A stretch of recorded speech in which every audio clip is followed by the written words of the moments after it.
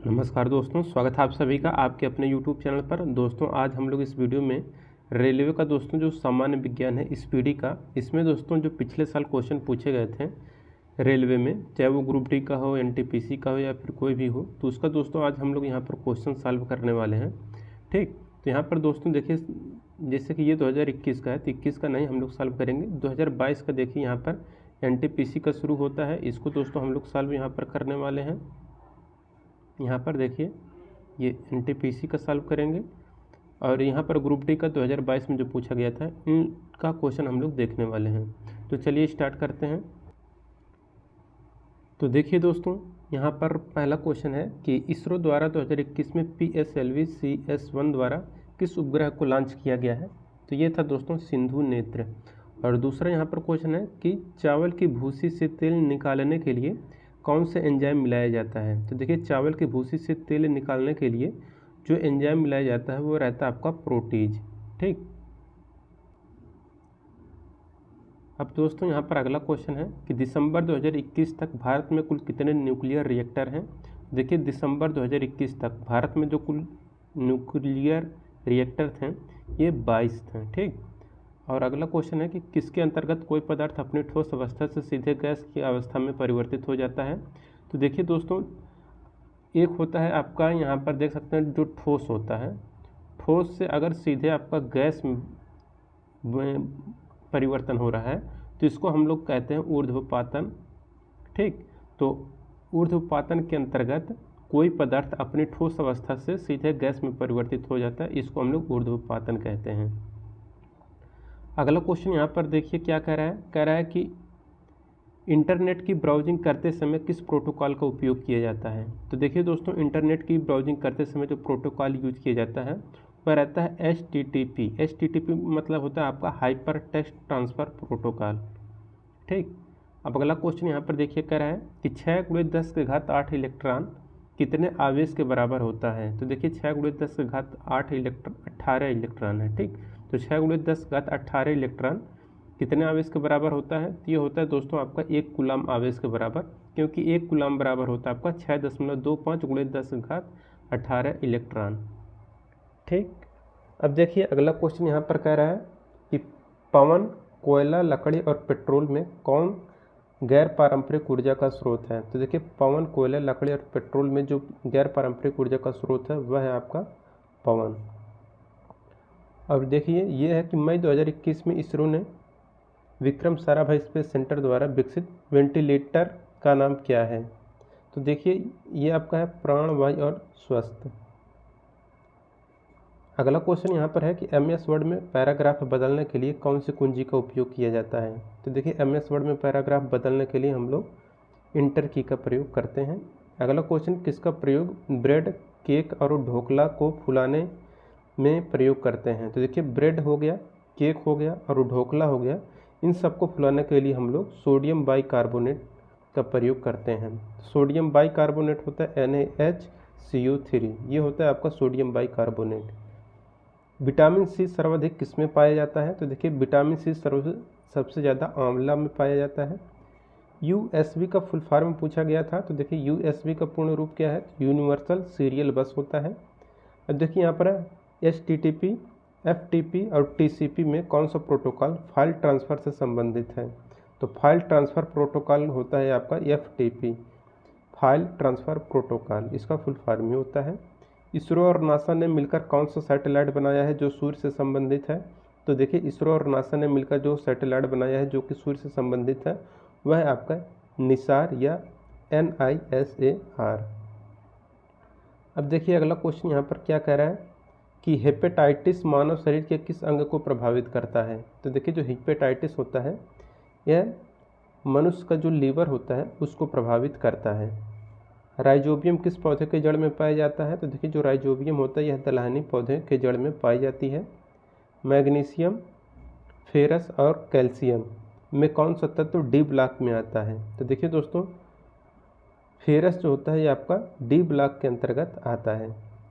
आवर्त सारणी में 30 किसका परमाणु क्रमांक होता है। तो देखिए जो जिंक होता है तो जिंक का परमाणु क्रमांक होता है 30, यानी कि एटॉमिक नंबर जिंक का 30 होता है। अगला क्वेश्चन यहाँ पर कह रहा है कि मछली मोर तथा मेढक में किस जंतु के 4 हृदय कोष्ठक होते हैं? तो देखिए जो यहाँ पर मोर होता है इसके 4 हृदय कोष्ठक होते हैं। ठीक, अब अगला क्वेश्चन है कि विद्युत आवेश का एसआई मात्रक क्या होता है? तो देखिए विद्युत आवेश का जो एसआई मात्रक होता है वह कूलाम होता है। अनुवांशिकी का जनक किन्हें कहा जाता है? तो देखिए अनुवांशिकी का जनक कहा जाता है ग्रेगर जॉन मेंडल को। मालपिघियन नालिका किसमें पाई जाती है? तो देखिए जो मालपिघियन नालिका होती है यह आर्थ्रोपोडा में पाया जाता है। सबसे कम भेदन क्षमता किसकी होती है? तो देखिए जो सबसे कम भेदन क्षमता होती है वह अल्फा कण में होती है। अगला क्वेश्चन यहाँ पर है, देखिए कह रहा है कि किस मिट्टी में कण का आकार सबसे छोटा होता है? तो देखिए जिस मिट्टी में कण का आकार सबसे छोटा होता है वह रहता है आपका चिकनी मिट्टी। ठीक, तो चिकनी मिट्टी में कण का आकार सबसे छोटा होता है। अगला कि पर्यावरण को स्वच्छ रखने प्रदूषण संकेतक के लिए कौन जिम्मेदार है? तो देखिए पर्यावरण को स्वच्छ रखने और प्रदूषण का जो संकेतक होता है वह लाइकेन होता है। ठीक, अगला क्वेश्चन है कि 2 क्रमागत सजातीय श्रेणी के आणविक द्रव्यमान के बीच क्रमागत अंतर कितना होता है? तो देखिए दोस्तों जो सजातीय श्रेणी के बीच में जो अंतर होता है वह CH2 होता है। CH2 का अगर अणुभार निकालेंगे तो यहाँ पर आपका 12 आता है। ठीक, तो एड्स का फुल फॉर्म पूछा गया था। तो देखिए एड्स का जो फुल फॉर्म है एक्वायर्ड इम्यूनो डिफिशियंसी सिंड्रोम है। अगला कि किस प्रक्रिया द्वारा सतह का पानी वर्षा का पानी और बर्फ का पिघलना जमीन में रिस जाता है? तो इसको बोलते हैं हम लोग इनफिल्ट्रेशन। तो इनफिल्ट्रेशन प्रक्रिया द्वारा सतह का पानी वर्षा का पानी और बर्फ का पिघलना जमीन में रिस जाता है। आवर्त सारणी में लिथियम से फ्लोरीन की तरफ जाने पर प्रभावी नाभिकीय आवेश क्या होता है और परमाणु त्रिज्या क्या होता है? तो देखिए आवर्त सारणी में लिथियम से फ्लोरीन की तरफ अगर जाएंगे तो जो प्रभावी नाभिकीय आवेश होता है वह बढ़ता है। तो प्रभावी नाभिकीय आवेश बढ़ता है लेकिन जो परमाणु त्रिज्या होता है वह आपका घटता है। अगला है कि न्यूलैंड के अष्टक में प्रथम और अंतिम तत्व कौन सा था? देखिए न्यूलैंड का जो अष्टक सिद्धांत था इसमें जो प्रथम तत्व था हाइड्रोजन था और जो अंतिम तत्व था वह थोरियम था। अगला है कि फ्यूज तार पतला और लंबा क्यों बनाया जाता है? तो देखिए फ्यूज तार पतला और लंबा जो बनाया जाता है इसलिए बनाया जाता है ताकि पतले तारों में उच्च प्रतिरोधकता और कम गलनांक होता है। ठीक, जिसके कारण फ्यूज तार को पतला और लंबा बनाया जाता है। कशेरुकियों में के लीवर में SCR क्या महत्वपूर्ण भूमिका निभाता है? तो देखिए कशेरुकियों के लीवर में SCR जो महत्वपूर्ण भूमिका निभाता है वह विष और औषधियों का विषरण करता है। ओम का नियम क्या है? तो देखिए ओम का नियम है V = IR, जहाँ पर V वोल्टेज रहता है, I धारा रहता है, R यहाँ पर प्रतिरोध रहता है। अगला है कि व्हाइट और ब्लैक फोटोग्राफी में कौन सा विलयन उपयोग किया जाता है? तो देखिए व्हाइट और ब्लैक फोटोग्राफी में हम लोग सिल्वर ब्रोमाइड यानी कि AgI का प्रयोग करते हैं। किसी वस्तु का प्रतिबिंब रेटिना पर नेत्र लेंस द्वारा प्रकाश किरणों के किसके कारण बनता है? तो देखिए किसी वस्तु का प्रतिबिंब रेटिना पर नेत्र लेंस के द्वारा प्रकाश किरणों के अपवर्तन के द्वारा बनता है। ठीक, अगला क्वेश्चन है कि जब प्रकाश वक्रता केंद्र से होकर गुजरता है तो आपतन और परावर्तन किरण के मध्य कितने डिग्री का कोण होता है? तो देखिए जब प्रकाश वक्रता केंद्र से होकर गुजरता है तो आपतन और परावर्तन कोण के बीच में जो एंगल बनता है वह 0 डिग्री का बनता है। अगला क्वेश्चन है कि पर्दे पर जो प्रतिबिंब बनती है वह कैसी होती है? तो देखिए जो पर्दे पर प्रतिबिंब बनती है वह वास्तविक प्रतिबिंब होती है। अगला क्वेश्चन है कि जिप्सम को जलाने पर कौन सा पदार्थ प्राप्त होता है? तो देखिए दोस्तों जिप्सम को जलाने पर जो पदार्थ प्राप्त होता है वह प्लास्टर ऑफ पेरिस होता है। अगला क्वेश्चन है कि धुएं में किसके कारण प्रकाश दिखाई देता है? तो देखिए धुएं में जिसके कारण प्रकाश दिखाई देता है वह रहता है आपका टिंडल प्रभाव। अगला क्वेश्चन है कि एक अवतल दर्पण में वस्तु फोकस और वक्रता केंद्र के बीच रखा जाए तो उसका प्रतिबिंब कहाँ बनेगा? तो ये बनेगा दोस्तों वक्रता केंद्र से दूर, वास्तविक उल्टा और बड़ा बनेगा। और अगला क्वेश्चन है कि विद्युत मोटर में कुंडली के अर्ध घूर्णन के बाद विद्युत धारा की दिशा उत्क्रमित कौन करता है? ये करता है विभक्त वलय। अगला क्वेश्चन है रासायनिक अभिक्रिया को संतुलित क्यों किया जाता है? तो देखिए रासायनिक अभिक्रिया को संतुलित किया जाता है क्योंकि द्रव्यमान संरक्षित होता है इसलिए संतुलित किया जाता है। सांस लेने में हवा का आदान प्रदान हेतु फेफड़े की सहायता कौन करता है? तो देखिए सांस लेने में हवा का आदान प्रदान हेतु फेफड़े की जो सहायता करता है वह ट्रेकिया करता है। ठीक, अगला क्वेश्चन है कि एक समान प्रतिरोध R के तार को यदि दो समान भागों में विभाजित कर दें तो प्रत्येक भाग का प्रतिरोध क्या होगा। तो देखिए, अगर एक समान प्रतिरोध R के तार को और उसको हम लोग दो भागों में विभाजित कर देंगे तो उसका प्रतिरोध आधा हो जाएगा। ठीक, वक्रता, त्रिज्या और फोकस दूरी के सूत्र क्या होते हैं। तो यहाँ पर R = 2F होता है। अगला क्वेश्चन है कि कौन सा बैक्टीरिया पीने और नहाने के पानी में मल प्रदूषण और प्रसिद्ध संकेतक है। मल प्रदूषण के प्रसिद्ध संकेतक हैं। तो देखिए, बैक्टीरिया पीने और नहाने के पानी के मल प्रदूषण और प्रसिद्ध संकेतक जो है इंकोलाई और फेकल स्ट्रेप्टोकोकी है। अगला क्वेश्चन यहाँ पर है, देखिए, आलू पर आयोडीन के घोल को डालने पर जो हिस्सा आयोडीन के घोल के संपर्क में आता है वह किसकी उपस्थिति के कारण नीला काला हो जाएगा।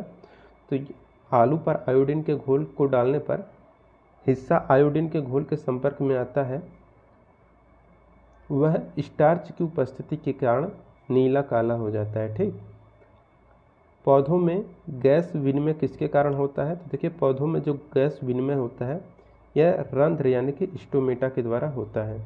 अगला क्वेश्चन है कि बुझे हुए चूने पर क्लोरीन की अपक्रिया कराने पर क्या प्राप्त होता है। तो बुझे हुए चूने पर क्लोरीन की अपक्रिया कराने पर ब्लीचिंग पाउडर प्राप्त होता है। अगला क्वेश्चन कि कार्बन में कितने इलेक्ट्रॉन कोष मौजूद होते हैं। तो देखिए, कार्बन में जो इलेक्ट्रॉन कोष मौजूद होते हैं वह 2 होते हैं। ठीक, क्योंकि यहाँ पर देखेंगे जो इसका परमाणु क्रमांक होता है 6, तो 6 का इलेक्ट्रॉनिक विन्यास करते हैं तो 2 और 4 होता है। तो यहाँ पर ये पहला कोष होता है K वाला और एक होता है आपका L वाला। दूसरा क्वेश्चन है, किस अपक्रिया में जल में अविलेय पदार्थ बनता है। तो अवक्षेपण अपक्रिया में जल में अविलेय पदार्थ बनता है। आवर्त सारणी को किस आधार पर व्यवस्थित किया गया है। तो देखिए, आवर्त सारणी को परमाणु संख्या या परमाणु क्रमांक के बढ़ते क्रम में रखा गया है।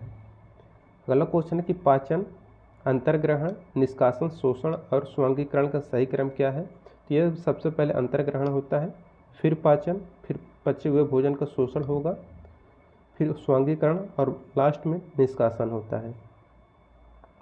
अगला क्वेश्चन है कि दुर्लभ रोग दिवस कब मनाया जाता है, यानी कि रेयर डिजीज डे कब मनाया जाता है। तो 28 फरवरी। अगला क्वेश्चन है कि आम्र वर्षा कब होती है। तो ग्रीष्म ऋतु में आम्र वर्षा होती है। अगला क्वेश्चन है कि विद्युत ऊर्जा की व्यावसायिक इकाई क्या है। तो किलोवाट घंटा विद्युत ऊर्जा की व्यावसायिक इकाई है। अगला क्वेश्चन है, कौन सा जानवर का लिंग आनुवंशिक रूप से निर्धारित नहीं होता है। तो वो रहता है आपका घोंघा। तो घोंघा जो जानवर होता है उसका लिंग आनुवंशिक रूप से निर्धारित नहीं होता है। 16वें ग्रुप में आध्यात्मिक गुण किसमें सर्वाधिक होता है। तो देखिए, 16वें ग्रुप में जो आध्यात्मिक गुण जिसमें सर्वाधिक होता है वह आपका ऑक्सीजन रहता है। तो ऑक्सीजन यहाँ पर हो जाएगा। अगला है कि फ्लेमिंग दाएं हाथ का नियम का उपयोग किसमें किया जाता है। तो देखिए, फ्लेमिंग के दाएं हाथ का नियम प्रेरित चुंबक की धारा की दिशा ज्ञात करने में करते हैं। अगला क्वेश्चन है कि ब्लीचिंग पाउडर का उपयोग किसमें किया जाता है। तो देखिए, जो ब्लीचिंग पाउडर होता है इसका उपयोग कपड़ा उद्योग में विरंजक एजेंट के रूप में, उद्योग में ऑक्सीकारक के रूप में और पानी को कीटाणु रहित बनाने के लिए हम लोग प्रयोग करते हैं। अगला क्वेश्चन यहाँ पर है कि कौन सा गर्भ निरोधक गर्भाशय के भीतर शुक्राणु के फैगोसाइटोसिस बढ़ाता है। तो वो रहता है आपका IUD, जिसको हम लोग इंट्रा यूटेरिन डिवाइसेज कहते हैं। नेफ्रॉन में कौन कौन से पदार्थ पुनः अवशोषित होते हैं। तो देखिए, नेफ्रॉन में जो पदार्थ पुनः अवशोषित होते हैं वह ग्लूकोज, अमीनो एसिड, सोडियम, लेराइड और आवश्यक लवण होते हैं। अगला क्वेश्चन है कि कौन सी कोशिका अपना आकार बदल सकती है। तो जो WBC होती है यानी कि श्वेत रक्त कणिका, यह अपना आकार बदल सकती है। तापीय प्रतिरोध किस पर निर्भर करता है। तो देखिए, जो तापीय प्रतिरोध होता है यह चालक पदार्थ की प्रकृति पर और चालक के ताप पर निर्भर करता है। अगला क्वेश्चन है कि गार्ड सेल में कौन सी प्रक्रिया होती है। तो देखिए, गार्ड सेल में जो प्रक्रिया होती है वह रहता है कि रंध्र को खोलकर और बंद करके वाष्पोत्सर्जन की दर को नियंत्रित करते हैं। अगला क्वेश्चन है कि अगर किरण दर्पण की अभिलंब पर आपतित होती है तो परावर्तन कोण कितना होगा। देखिए, अगर किरण दर्पण के अभिलंब पर आपतित होती है तो जो परावर्तन कोण होगा वह 0 डिग्री होगा। अगला क्वेश्चन है कि समुद्र पानी का रंग किस प्रकाशीय घटना के कारण दिखाई देता है। तो देखिए समुद्र पानी का रंग जिस प्रकाशीय घटना के कारण दिखाई देता है वह रहता है आपका प्रकीर्णन के कारण। अगला क्वेश्चन है कि कैल्शियम, मैग्नीशियम, एल्युमिनियम और शीशम में सबसे अधिक क्रियाशील धातु कौन सी होती है। तो देखिए कैल्शियम, मैग्नीशियम, एल्युमिनियम और शीशम में जो सबसे अधिक क्रियाशील धातु होता है वह कैल्शियम होता है। अगला क्वेश्चन है कि बीजाणु निर्माण द्वारा जनन कौन करता है। तो देखिए बीजाणु निर्माण द्वारा जो जनन करता है वह मास और फार्न होता है। अगला क्वेश्चन है 1 हार्स पावर किसके बराबर होता है। तो देखिए 1 हार्स पावर बराबर होता है आपका 746 वाट के। अगला क्वेश्चन है कि मिट्टी, मेंढक और कीड़े में अजैविक घटक कौन सा है। तो देखिए मिट्टी, मेंढक और कीड़े में जो अजैविक घटक है वह मिट्टी है। ठीक, ऑक्सीजन का हटना और हाइड्रोजन का जुड़ना क्या कहलाता है। तो देखिए ऑक्सीजन का हटना और हाइड्रोजन का जुड़ना ये आपका अपचयन कहलाता है। चुंबकीय रेखा के बारे में क्या सत्य है। देखिए जो चुंबकीय बल रेखाएं होती हैं वह आपस में कभी भी नहीं काटती हैं, ये कथन सत्य है। ठीक, अगला क्वेश्चन है कि अवतल लेंस द्वारा बना प्रतिबिंब कैसा होता है। तो देखिए अवतल लेंस द्वारा बना जो प्रतिबिंब होता है वह आभासी और सीधा होता है। अगला क्वेश्चन है कि पौधे ऑक्सीजन कब उत्सर्जित करते हैं। तो देखिए जो पौधे होते हैं यह दिन के समय प्रकाश संश्लेषण द्वारा करते हैं। ठीक, अगला क्वेश्चन है जब कोई वस्तु कोई लेंस से पर्दे पर f दूरी पर प्रतिबिंब बनाती है तो वस्तु की स्थिति क्या होती है। तो देखिए जब कोई वस्तु कोई लेंस से पर्दे पर f दूरी पर प्रतिबिंब बनाती है तो वस्तु की स्थिति अनंत पर होती है। अगला क्वेश्चन है यहाँ पर कि गर्भ निरोधक गोलियाँ कैसे काम करती हैं और कैसे अनचाही प्रेगनेंसी को रोकती हैं। तो देखिए जो गर्भ निरोधक गोलियाँ होती हैं और यह कैसे काम करती हैं, तो यह एस्ट्रोजन और प्रोजेस्टेरॉन हार्मोन द्वारा ओव्यूलेशन को रोकता है। तारे क्यों टिमटिमाते हैं, तो अपवर्तन के कारण तारे टिमटिमाते दिखाई देते हैं।